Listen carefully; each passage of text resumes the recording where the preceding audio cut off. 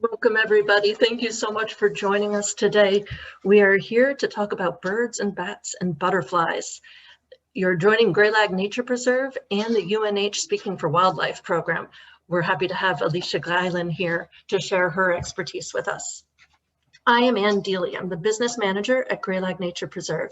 So if you're not familiar with Graylag, we are a 300-acre, mostly wooded preserve located in Pittsfield, New Hampshire. I invite you to check us out. Our mission is to help connect people and communities to nature.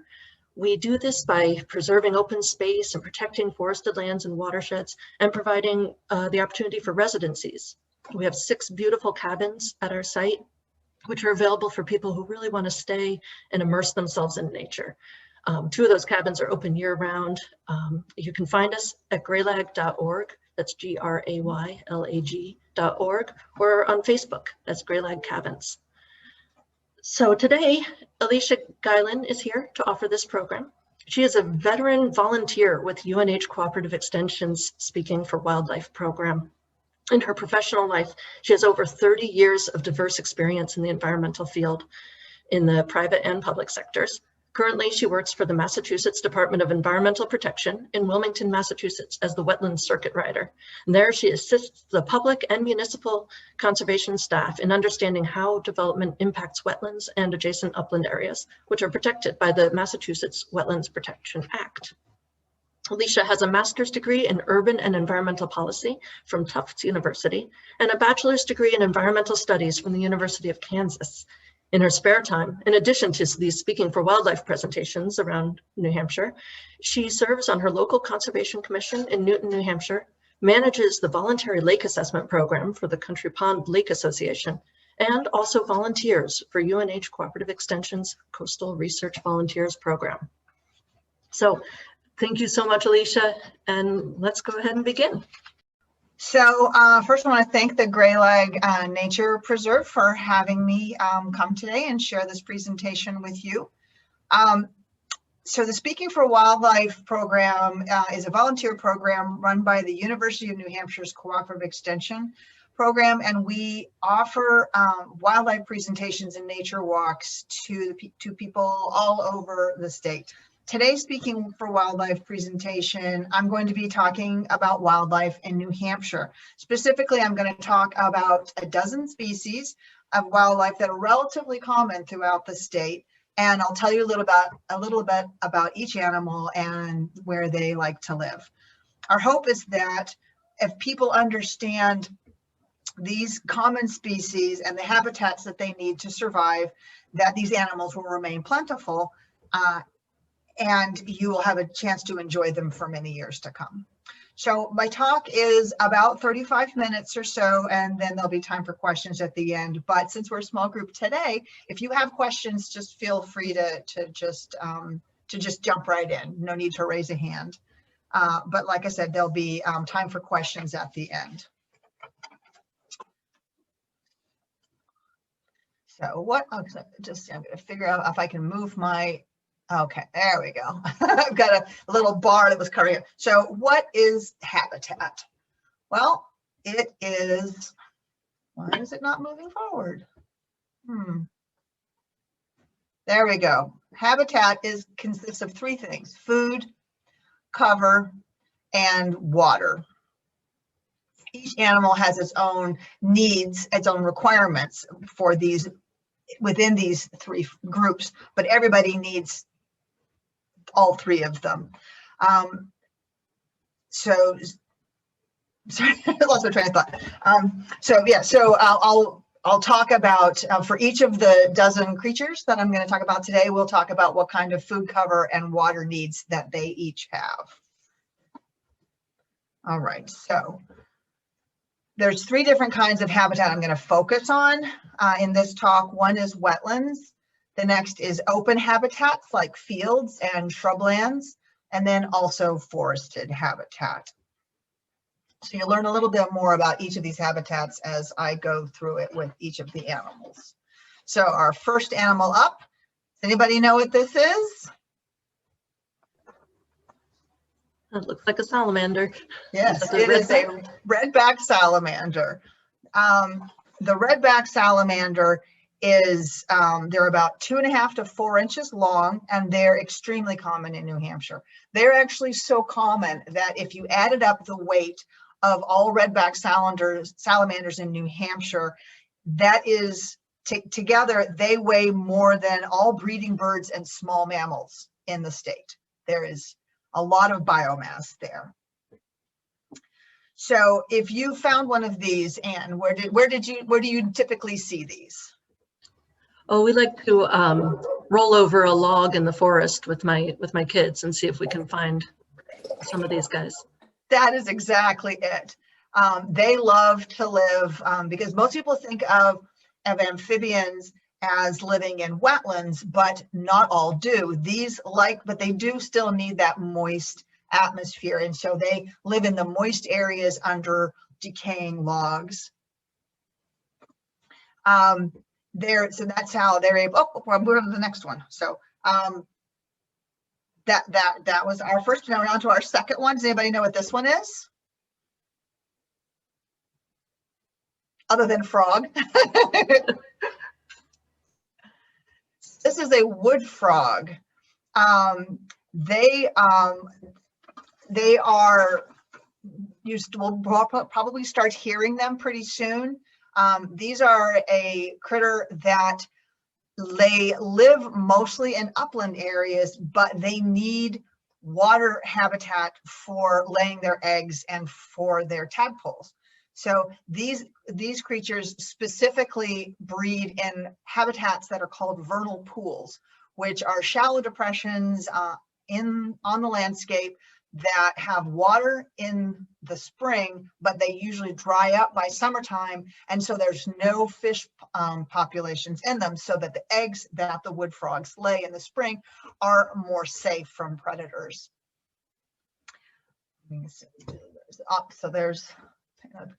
So this is an example of a vernal pool in a forested landscape. It's pretty typical in the spring. And one of the most important things about this is if you have downed trees or limbs that are in the vernal pool, those will be anchoring sites for the frogs' egg sacs. And so if you see these depressions in the landscape, a lot of times property owners want to clean up the woods, and we want to encourage you to leave downed trees and limbs where they are in these wooded environments, because they do actually have a benefit. So wood frogs travel to breed in these wetlands every spring on the first rainy day when the evening temperature is just above 40 degrees, and it's very predictable. And you'll also find that some salamanders will travel on that, and we call that big night. And some communities actually have big night brigades where there are known crossings of roads where critters are trying to get from one area to a vernal pool on the other side of the road, and they'll have people who could stop traffic and let the critters pass. It's a really exciting thing. So here is a picture of an egg mass of wood frog eggs that you would typically find in these pools. And as I mentioned, the pools dry up, but if the conditions are right and the vernal pool is the right size and we don't have too bad of a drought, the eggs will hatch and into tadpoles, and the tadpoles have time to get their legs and then hop out of the vernal pool before it dries up. So it's a race against time. And sometimes you'll see, if we have a particularly dry year, or the frogs are laying their eggs in something that's just not deep enough or large enough to be able to hold water long enough, it'll be unfortunate that the area will dry up before the young ones have gotten their land legs to jump away. But if you are in the woods in the early spring, you can look for these. You can listen for them too. It sounds like a whole bunch of quacking ducks, and they can be quite loud. And I love that. When I walk through the woods with my husband, I'm like, oh, do you hear that? I hear wood frogs. I hear wood frogs. There's got to be a vernal pool around here somewhere. And it's very exciting. Now, you all have vernal pools on the property, right, Anne? Yes, that's right. We have quite a few that we were able to have located and have on our map. I'll show that in just a little bit. Super, that's wonderful. Okay, our next critter. Does anybody know what this kind of turtle this is? That would be a painted turtle. All right, well done, Donna. That is indeed a painted turtle. They spend most of their time in the wetlands, but you often find them also in slow-moving rivers or streams or even lakes that have water flow through them, but they're definitely in gentle, more still types of waters. And they do require, oops, go back one. They'll spend a lot of their time doing what this turtle is doing, which is basking as reptiles. So there's another reason, if you have downed logs or limbs that are going into wetland areas, it's good to leave those because those are very important basking sites for the turtle. If you notice, one of the biggest threats to turtles in New Hampshire is roadway collisions. And so especially in the breeding season and the spring and early summer. So I encourage you to look for areas around your town, around where you live. If you see turtles crossing a lot of times from one wetland to another or from an upland area to a wetland, talk with your local conservation commission or your other local conservation groups and see if you can't get the town to put up turtle crossing signs. And if you want to help a turtle cross the road, the most important thing is to make sure that it's safe for you to do so. And then you want to always take the turtle in the direction that it was already going, because it really knows where it wants to go. But don't take the turtle someplace else, because he's probably just going to try to cross that road once more. Painted turtles are relatively small and relatively gentle. I would encourage you to be very, very careful if it is a snapping turtle, because particularly the large ones, they have a very, very strong bite, and you need to be careful. If I ever saw a snapping turtle, I would use something like a shovel to help it across the road, or at least stop traffic until it gets across. I don't pick up. I've heard of too many situations that did not go well when someone tried to assist a snapping turtle across the road. So here is an example of the kind of a wetland where you might see a painted turtle. And there they are basking. All right, so this is a very elusive fellow that I've only seen once in my life. Any guesses what this is? It is an American woodcock. And you're lucky if you catch them, and particularly at dusk in the springtime when they put on an elaborate breeding display. They have a call that has been described as peet, peet, peet. I don't remember the one time I saw them if they were making that sound or not. I just remember they're very, very difficult to see because they're so well camouflaged. But when they do their breeding display, they make that peet, peet, peet call, and then they take off and they fly in big circles in the air, going higher and higher and twittering all the time, and then they come back down to the ground, and that's one of that's their mating ritual. So woodcocks are very, very fussy about the kind of habitat that they like, and that's one of the reasons why they're increasingly rare in New Hampshire. They have 3 very distinct habitats that they need all within a 2 square mile area. First, they need an open area for their breeding displays. Next, they need a shrubby area with wet soils where they can hunt for earthworms with their long beaks. And they use these thickets for eating and nesting because it provides them protection from birds of prey that would like to eat them, like hawks. And then finally, they need large open areas, 5 acres or more, where they can spend the night with other woodcocks. So in the spring, be sure to keep your ears and eyes open for these fabulous critters. Alicia, can you say what the sound was they make again? It's described as peent, P-E-E-P-E-E-N-T,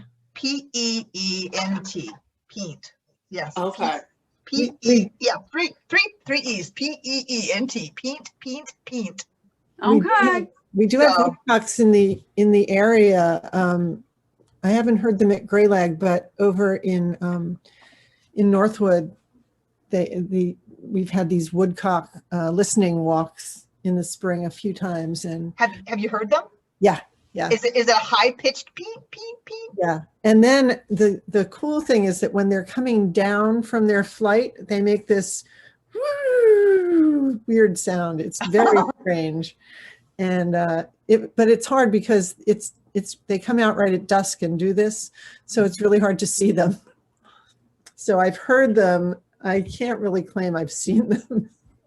Yeah, well, I think hearing them is wonderful in itself. And if you're lucky enough, where I saw it, I was doing a wildlife habitat assessment through a very dense shrub thicket in the wetlands, and just happened to, I probably walked within 6 feet of it, and it was holding still, trying to, pretend it wasn't there. And I was like, oh my God, that's a woodcock. So it was really fun. So this fellow here is a yellow warbler. It is a small, brightly colored bird that spends the winter in the tropics and then returns to New Hampshire in the spring to breed. So warblers have a sweet song that's described as sweet, sweet, sweeter than sweet. I don't know if it's what pitch that is, but that's what their song is described as. And they're often spotted in the spring during the breeding season. They require a shrubland where they can hide their nests. Here's a picture of one of their nests. And they need those shrublands to be large, like greater than 5 acres, which you can imagine in New Hampshire, we have forest and then we have some fields, but this intermediate shrubby habitat is not very prevalent. And if we do have it, it's not going to stay this way. It's on its way to becoming a forest again. But yellow warblers can be seen even in the smallest patches of thicket. And although shrubby areas aren't always appealing to humans, this is the second species that I've talked about that does require shrublands. So we encourage you to love your shrubs. And another one that we don't talk about in this presentation is the New England Cottontail, is another relatively rare species that needs these dense thickets because they don't have great eyesight, and they make a nice tasty meal for a hawk or an owl. So you'll also find them living in these shrubby thickets. All right, here's our next critter, sometimes known as Woody the Woodpecker. This is the pileated woodpecker, which is the largest woodpecker that we have in New Hampshire. And they can be found all year round. Have any of y'all seen one of these out in the wild? Sure. Yes, we have a wonderful. couple here that fly by periodically. They're so cool. They're big. They're impressive birds. So pileated woodpeckers live, breed, and feed in mature forests such as you have at Graylag. So I'm not surprised that you have them. They rely on dead or decaying trees. They feed on ants and wood-boring beetles. You'll sometimes actually see them on feeding close to the ground on downed logs, which is another reason that we encourage you to leave what we call coarse woody material. If it falls, leave it where it lay, if at all you can, because there are a lot of critters. The redback salamanders like to live underneath them. A lot of critters can eat the bugs that are in them. So if you can leave that on the land, it is a good thing to do. So we're lucky in New Hampshire. We have a lot of forest land. We are actually 83% forested is the latest estimate, which is second only behind Maine. So the next time you see a dead tree, be on the lookout for these large holes that the pileated woodpecker will make looking for bugs. And after the woodpecker has gotten all of the food out of it that it wants to, these holes can then serve as den sites for flying squirrels, raccoons, bats, and a lot of other animals. So even standing dead trees have a lot of habitat value. So I also encourage folks to, if you have dead trees that are not a danger, leave them standing on your property if you can, because they do provide, they're not there for a very long time, and while they are there, they're quite useful. All right, here's our next bird. Is that a Kestrel Hawk? You're close. It is a Cooper's hawk. Oh, And it is very common, relatively small, and often found around bird feeders. And one of the reasons you find them there is not because they're looking for the bird seed, it's because they're looking for the birds that are eating the bird seed. We actually have a hawk. It's not a Cooper's hawk. I'm pretty sure it's a sharp-shinned hawk, that our feeders are its part of its territory, and it's caught something. We found the feathers of something, and we've also seen all of a sudden all of the birds of the feeder take off, and in swoops the Cooper's hawk. And sometimes we've seen him dive into a bush, and he's hiding in the bush and waits for everything to forget he was there, and then the birds come back to the feeder, and then he comes out and tries to get one. So they're very, very similar, very, very excellent hunters. what's the front of the bird look like? Because I think I either had this hawk or the one that you just mentioned. The sharp-shinned hawk. Right. It was, it landed in front of my window in the kitchen, and it took a bird out right while I was watching. Yeah. I think if I remember right, the sharp-shinned hawk doesn't see this bird this Cooper's hawk has a creamy breast. I'm pretty sure the sharp-shinned hawk is a little bit more brown. Okay, that's what I had then. Yeah. Yeah. And we had some other kind of a hawk. I think it was a red tail. Yeah. That got into our chicken house and there was a hole in the roof of the chicken house from a branch breaking it, and he dropped down in through the hole, got a bird, ate his fill, and then couldn't figure out how to get back out of it. So Oh boy. we got home and we had to like open the door and try to get him out. It was, I think he learned his lesson. I don't think he bothered our chickens again. So the kind of habitat that Cooper's hawks like is a wide variety of habitats, but they build their nests in forested areas about 20 feet off the ground, where there is a junction of a fork with 3 or more branches. So here's a picture. Yeah, so that would be an example of the kind of a place where a Cooper's hawk might make a nest. And they return every year and to nest, and sometimes use the same nest every year. Okay, so here's our next critter. This is a little brown bat. Until recently, they were very common in New Hampshire, but they are no longer so common. They will occasionally swoop down to get at bugs that might be flying around your head, but they will not fly into your hair and make a nest in your hair, as some people have said. They are very, very good eaters of insects. They will eat up to 50% of their body weight in insects every night. So they are, with all of our mosquitoes, they are a good animal to have around. So, oh, there we go, this one. So typically little brown bats will feed over wetlands or still waters where insects are plentiful. But this picture, this is a stream. They'll also fly along stream corridors and sometimes along trails through woods, because it's just easier for them to navigate into the forest at night. They spend their winters here in New Hampshire, hibernating in groups in caves or old mines or large tree cavities. And in the summer, females often use buildings or large bat houses to raise their young. So I mentioned earlier that they used to be common and they are now no longer so. That is because of something called white nose syndrome, which you probably heard about. It is a fungus that has been killing bats, including this species. biologists have recorded vast numbers of bats dying as a result of this fungus.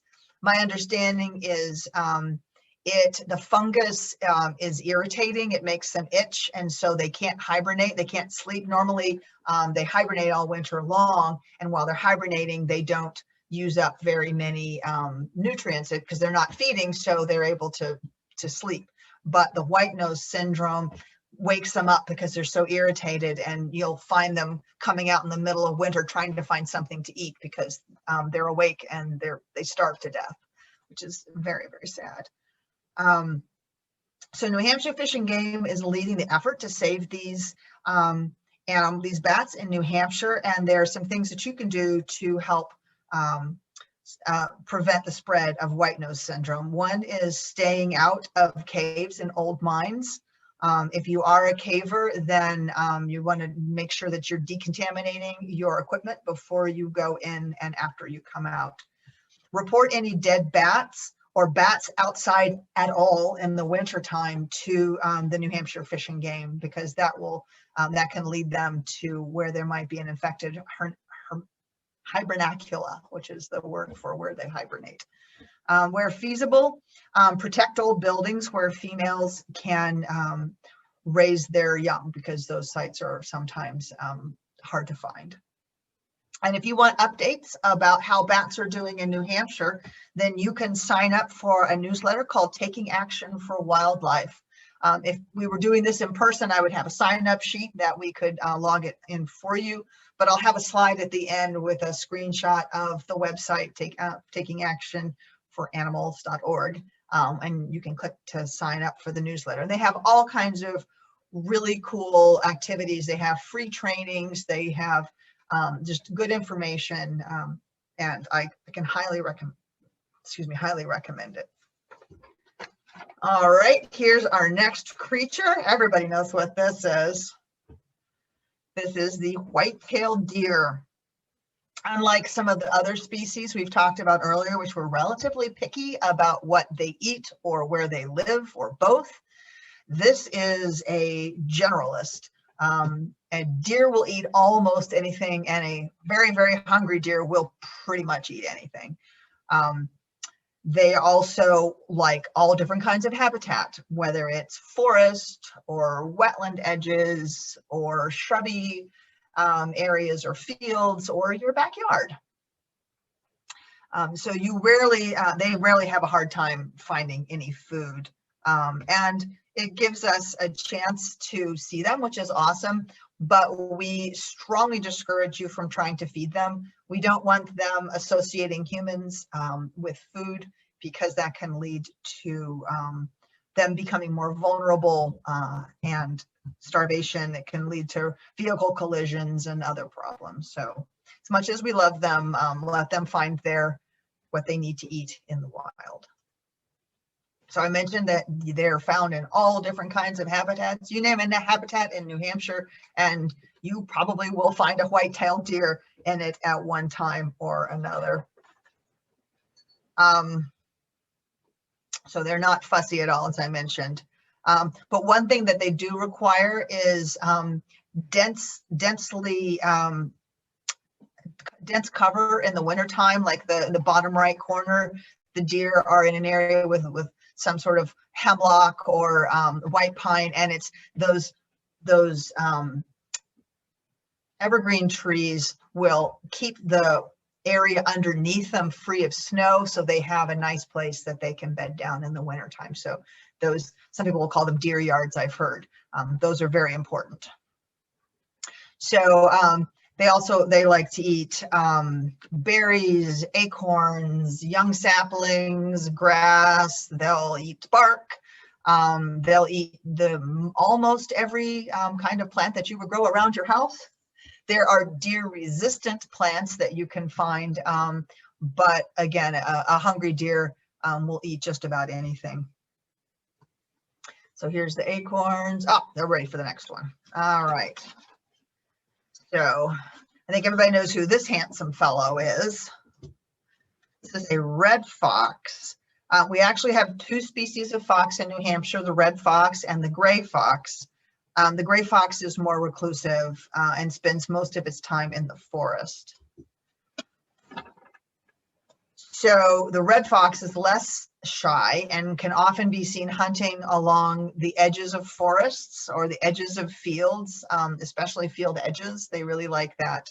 A shrubby field edge, like can be seen here, provides small patches of thick habitat where they can find small animals, where they can hide and then jump out and get something. They'll eat small animals, small birds, eggs. They have a very varied diet. They also will eat apples, corn, acorns, grasshoppers, and berries. And this is another creature that likes these shrubby habitats, so another reason to love your shrubs. All right, now we're getting to a larger animal, the black bear. This is a photo of Jack, who was a bear in Tamworth that was rehabilitated near Lyme, New Hampshire by a black bear researcher, Ben Kellum. Black bears are incredibly clever animals, but that can sometimes get them into trouble when they figure out how to get into our trash cans or other places where they can come into contact with people. They've learned that humans are an easy source of food, and that's why it's important to take down your bird feeders by mid-April and don't put them back up until December 1st. And I have confirmed that you do have bears in your area. So yeah, we rarely have bears this close to the seacoast where I live, but it's wonderful that not that far away, they are there. So when not taking advantage of your bird feeder, bears' natural diet changes with the seasons. In the spring, they'll head for areas that green up early, often wetlands, to eat tender greens, grasses, and other young plants. And later in the summer, you'll find them maybe in a cherry tree, getting a good crop, or climbing a beech tree to get at some nuts, or even hanging out in a berry patch, eating blueberries or raspberries or whatever. But they do tend to leave behind signs, as you see here. So be on the lookout. All right, our last but not least is an insect. I think everybody knows what this one is. It is a beautiful monarch butterfly. Monarchs arrive in New Hampshire in the late spring after traveling thousands of miles over several generations from central Mexico. And it's an incredible journey for such a small creature. Historically, monarchs have been considered a pretty common species in New Hampshire as recently as 2010, but since then, populations of monarchs have been sharply declining. Everywhere in the US and in Mexico, it was about 1 billion adults in 1996. And now in 2015, we had about 56 million. So that's quite a steep decline, 94% just in those years. Can you think of reasons why we might be having such a sharp decline? Well, habitat loss, I would suspect. Yeah, habitat loss is one of the, we're not sure, we don't know for sure, but habitat destruction of monarch breeding grounds in the mountains of Mexico, where they all go to. The entire eastern population of monarchs go to this one patch. So the loss of good monarch habitat here in the US is another reason we don't have as many fields that look like this. Most of our fields would be for hay or for grazing. This is, you can imagine, this is a relatively rare kind of habitat for us here in New Hampshire. Monarchs, like many butterfly species, require a specific plant that they lay their eggs on, and this host plant is the only plant that the caterpillars will eat. And for monarchs, that plant is milkweed, which grows in old fields that are left unmown until late in the season, like September or later, or maybe just mowed every couple of years. And again, the loss of this kind of old field habitat is not just happening in New Hampshire, it's happening everywhere. So what's so special about the milkweeds and these old fields? Well, monarchs require the milkweed to complete their life cycle. The adults lay their eggs on the plant. There's it. And then the caterpillars eat the leaves, which contain a toxin which makes them unpalatable to birds, so that protects them. And that unpalatable taste stays with the creature when it turns into a butterfly. So the butterflies are also distasteful because of the milkweed that they eat. The caterpillars transform themselves into a cocoon called a chrysalis. And is there one more picture? No, oh, go back. And then the butterfly comes out of the chrysalis after about 2 weeks. So is butterfly distasteful too, like for its whole life cycle here? Yes, because the caterpillar will eat the milkweed, and it has a substance in the milkweed that makes them taste bad. And when the caterpillar turns into a butterfly, it still has that bad taste. Wow. So it's so the protection that's gained by the caterpillar is kept by the butterfly. So that's pretty cool. So at the end of the summer, you might see the adult monarchs flying back south, heading back to Mexico. So if you have a small field, you can attract butterflies by planting milkweed, but you can also grow milkweed in your garden.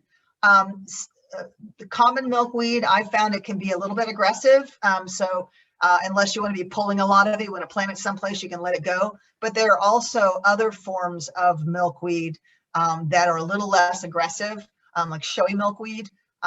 So you can, try to find a milkweed that maybe behaves a little more if you want to keep that milkweed from spreading wildly. But definitely, if you have a field, if you're lucky enough to have a field like this, and you can wait to mow it until September, then you're providing habitat both for lots of different butterflies, but also ground nesting birds. But the important thing to remember is that without the milkweed and old fields, we wouldn't have a place for monarchs to breed, and it would be a sad world without monarchs in New Hampshire.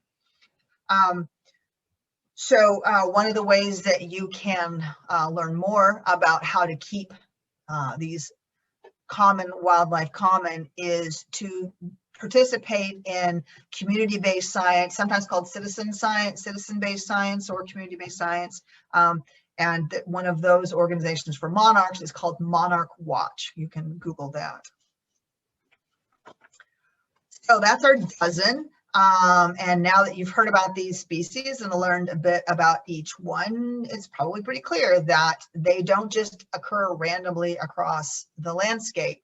You will find these critters. If you see one of these critters out in the wild, you will know that the habitat that they need, that food, water, and shelter, will be somewhere in the vicinity. So if like that's where people, we give another Speaking for Wildlife talk called A Garden for Wildlife, and the idea is to how to have your property be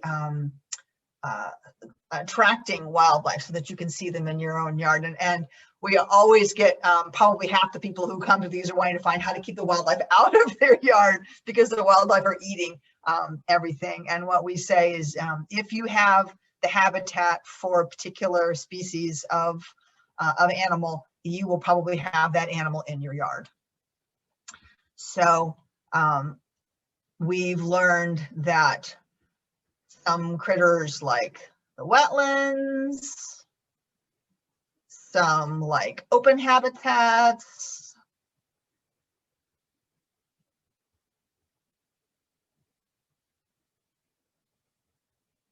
all right, and then some like the forested habitats, and some of them like more than one of these habitats.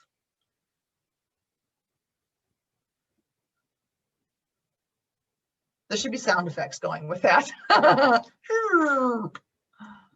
So it's not random. If you have these particular kinds of habitats on or near your property, you'll likely see these kinds of these animals. So what can you do? Explore your property or a local town forest or the Graylag Nature Preserve and take an inventory. What species do you see there? What habitats do you see there? If you're a landowner, you can contact the UNH Cooperative Extension's county forester, and they'll come out to your property for free and they'll do a site visit, and they can give you advice on how to manage your property, especially if you wanted to manage it for a wide variety of wildlife or some specific wildlife. Lovely You presentation. can also request a field walk the from variety Speaking of for Wildlife animals volunteer. and With COVID, I don't information, know that we're so doing. We certainly didn't do thank them you so last year, much. but my pleasure. And I with bet vaccination you rates have going up you and probably COVID have rates going down, almost all, if not all, probably will of be getting those back into that species. And then there's on also your this property. landowner's guide.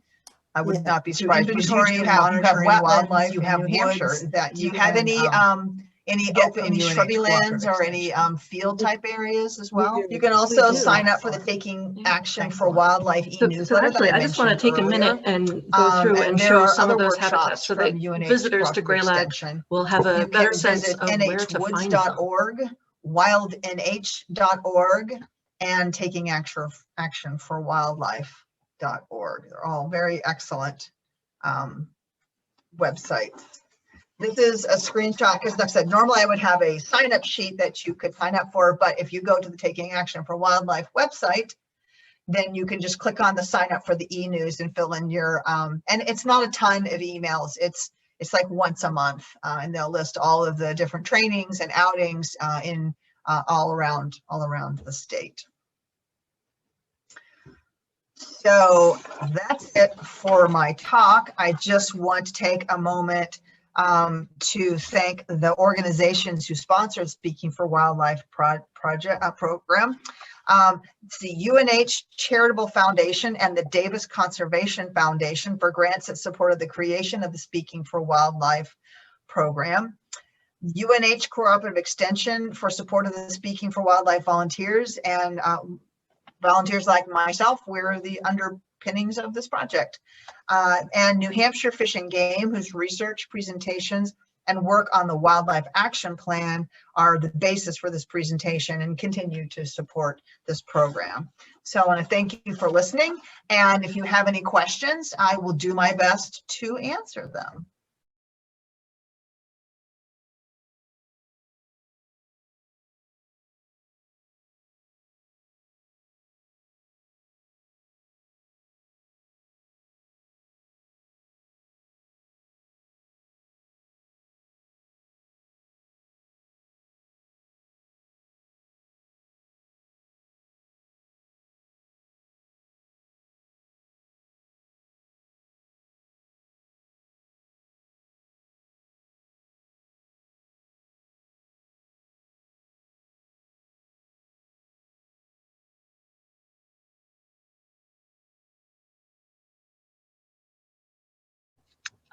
So Graylag Nature Preserve is mostly forested. We're about 300 acres and most of that is woodland, but we're fortunate to be located right on the shores of Wild Goose Pond. So first of all, that's just a wonderful feature, but there are lots of really interesting wildlife that live in the pond or adjacent to the pond. Here's a map showing the area in Pittsfield, New Hampshire, where we are. There are two main parcels that make us up. So I'm mostly going to talk about the larger section on the south.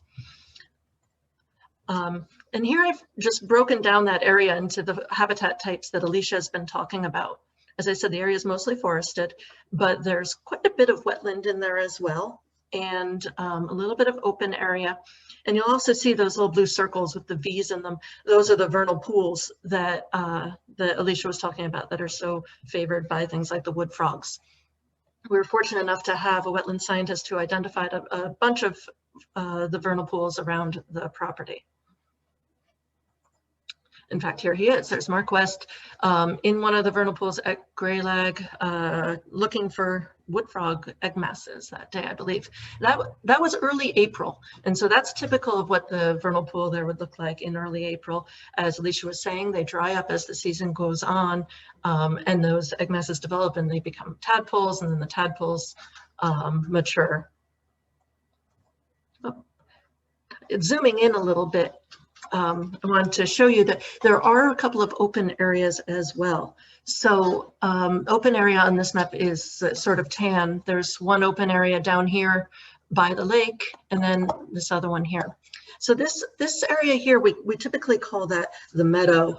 And that is well, it's dry and sandy up at the top, but it grades down into a wet meadow here, which I was thinking about when you were mentioning that American woodcock. I thought, wow, this is a shrubby area down here and it's wet, and we've got dry area here and this large open area there. We may have what it takes. This area, hold on, let me show you. So this is what it looks like in the fall.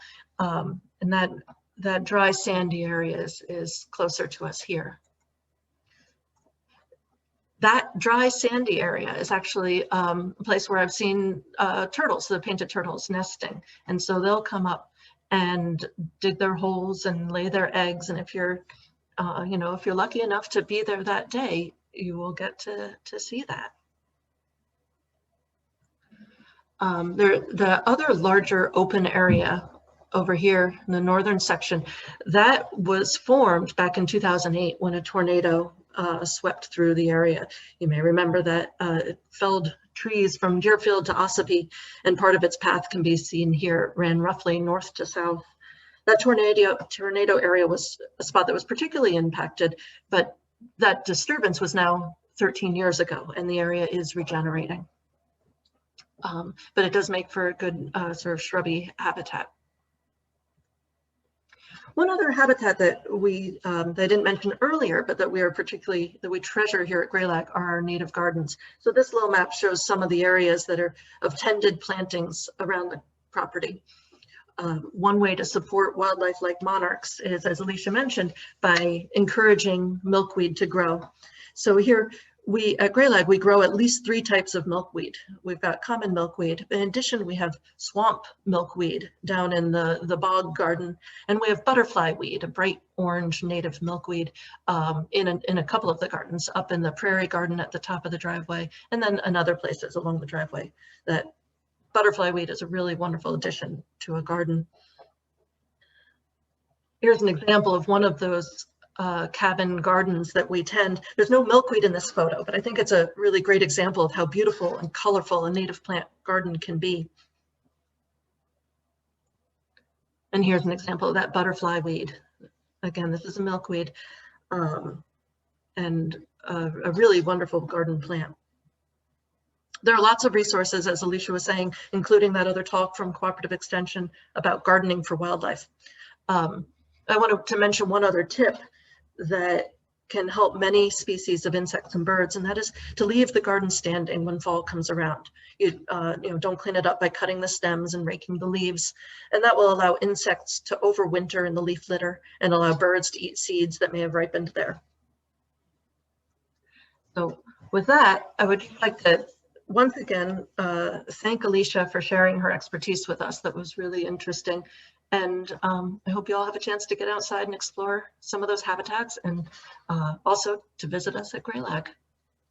Thank you so much.